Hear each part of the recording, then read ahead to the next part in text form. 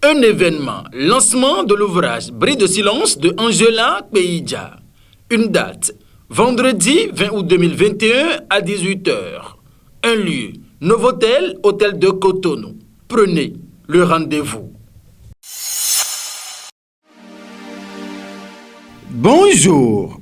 En ce 19e jour du mois d'août 2021, le quotidien Matin Libre a titré en manchette « Statut d'exilé au juge Bata Moussi.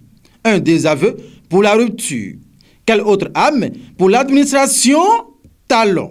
Loin de la prison d'Apromissérité et de la Cour de répression des infractions économiques et du terrorisme Criette, se joue un autre feuilleton de l'affaire Rekia Madougou. Des échos qui parviennent de ce saga entre le juge démissionnaire de la Criette et Sowe Bata Moussi et l'État français. L'issue n'est pas du tout ce qu'aurait souhaité le gouvernement de la rupture. Arrivé à Paris la semaine dernière, en compagnie de sa famille, le juge Sowe Bata Moussi a entamé en début de semaine les démarches administratives afin d'obtenir le droit d'asile. La suite, c'est en page 2. Commission d'instruction de la Criette. Madougou comparaît une troisième fois. Le défilé de Rekia Madougou devant la commission d'instruction de la Cour de répression des infractions économiques et du terrorisme Criette continue. Pour une troisième fois, l'opposante et candidate recalée à la présidentielle d'avril 2021 sera face ce jour, jeudi 19 août 2021, aux juges qui composent cette commission. Objectif est, comme à l'accoutumée, poursuivre l'audition de la mise en cause. Accusé et inculpé pour association de malfaiteurs et terrorisme dans le cadre de cette joute électorale. Toujours à huis clos, mais en présence de ses avocats, cette nouvelle audition de l'ancienne ministre de la Justice, qui fait suite à celle du 17 juin et du 6 août, n'est que l'avant-première de son procès, dont la date demeure pour l'heure inconnue.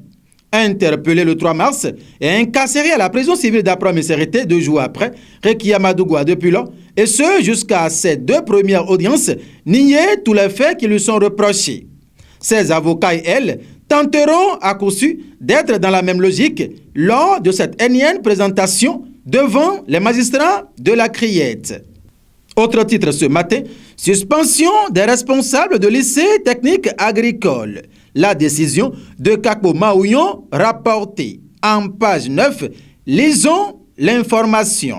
Formation doctorale du RCIF et PAZET.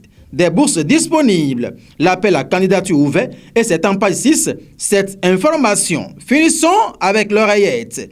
Lutte anti-tabac au Bénin. L'ONG LECT prend langue avec les journalistes. L'initiative pour l'éducation et le contrôle du tabagisme ONG LECT a convié ce mercredi 18 août 2021 les professionnels des médias à une conférence débat sur la lutte anti-tabac au Bénin.